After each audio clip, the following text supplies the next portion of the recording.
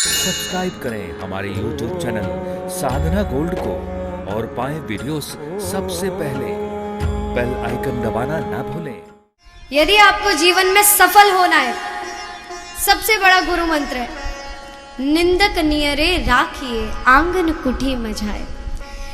यदि आप अपने पास निंदक, अर्थात निंदक कहने का मतलब चुगली करना नहीं, निंदक कहने का अर्थ आपको अपनी गलतियों को समझाने वाला, सही गलत का अंतर समझाने वाला। यदि आप गलत रास्ते पर जा रहे हो, आपका कोई मित्र आपसे कह रहा है देखो भैया ये मार्ग सही नहीं है, इस पर मत चलो, तो उससे सच्चा मित्र आपका कोई नहीं हो सकता।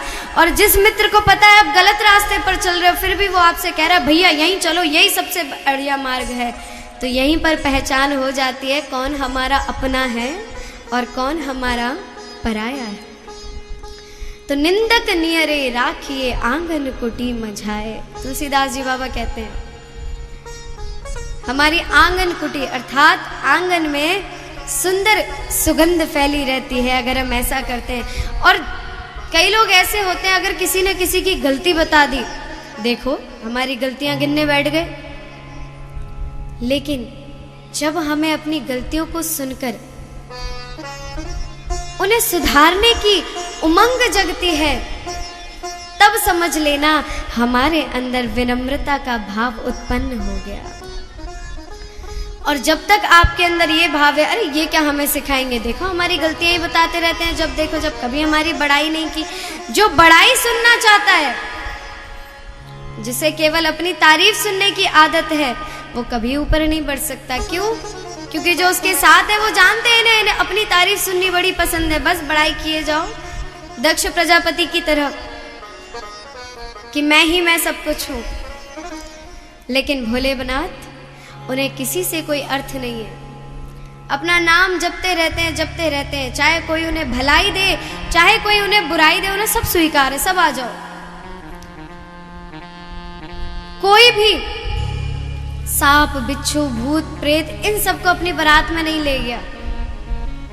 भोले बाबा के पास गए बेचारे, सबने कहा कि प्रभु हमें अपने विवाह में कोई नहीं ले जाता, हमें कोई भी शुभ कार्य में स्मरण नहीं करता, क्या हम इतने बुरे हैं? सृष्टि तो आपने ही हमारी की है, आपने ही हमें बनाया है, तो क्यों कोई हमें अपने साथ नहीं ले जाता? क्यों कोई हमें ऐसे तिरस्कार क्यों करते हैं हमारा? भोलेनाथ कहते हैं ऐसी बात, चलना सब मेरे विवाह में, देखता हूं कौन तुम्हें रोकता है, सबसे आगे तुम लोग रहना मेरे साथ।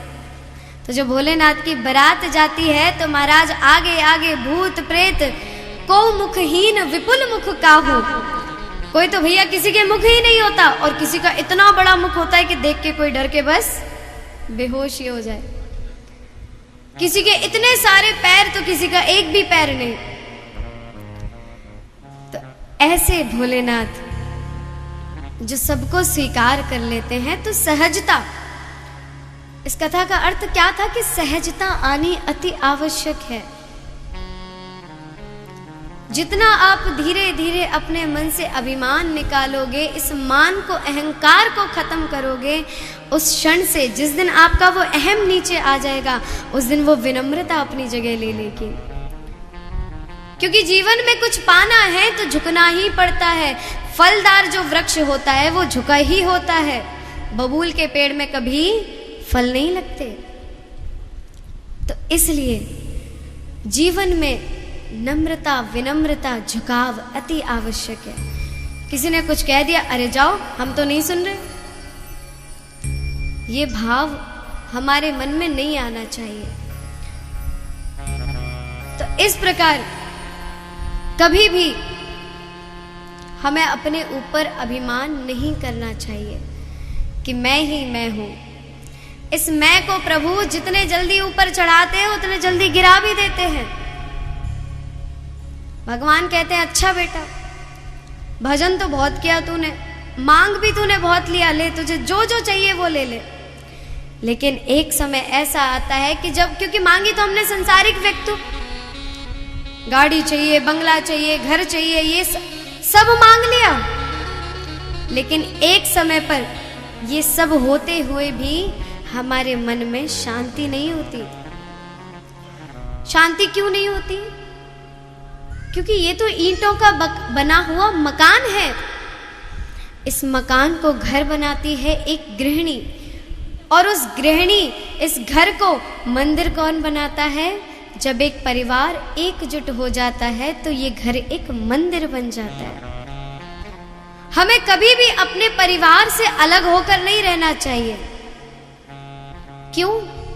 क्योंकि वो एक परिवार ही है जो ऐसे समय पर भी हमारे काम आएगा, जो बाहर के हमारे काम नहीं आएंगे।